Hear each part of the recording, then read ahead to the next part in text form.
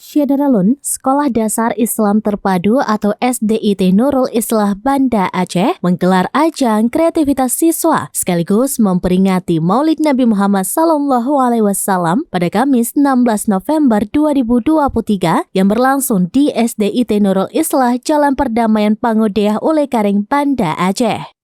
Rangkaian kegiatan ini diawali dengan sejumlah perlombaan antar kelas yang dimana lomba yang diperlombakan tersebut berkaitan dengan peringatan Maulid Nabi Muhammad SAW.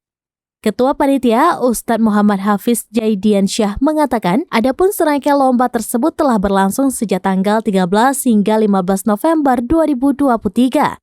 Dan hari ini, 16 November, sebagai hari puncak ajang kreativitas siswa sekaligus memperingati Maulid Nabi Muhammad SAW.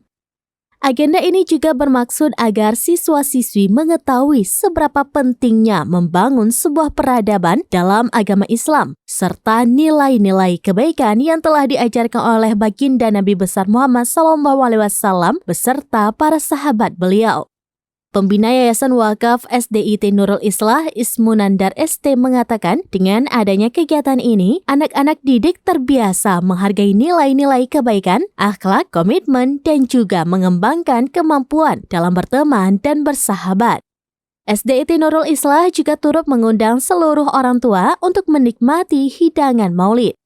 Makan bersama ini diadakan di ruang kelas yang telah dipersiapkan oleh para panitia bersama para siswa dan dewan guru setelah menyaksikan ceramah maulid yang disampaikan oleh Ustadz Wahyu Rizki M.Ikom dan diikuti dengan penyerahan hadiah bagi pemenang lomba serta serangkaian acara seremonial lainnya. Sebagai informasi, agenda ini merupakan kegiatan rutin tahunan, namun acara kali ini memiliki perbedaan dari tahun sebelumnya, yakni mengadakan pembukaan donasi untuk Palestina. Dari Banda Aceh, Rizka Amanda, Serambides.com.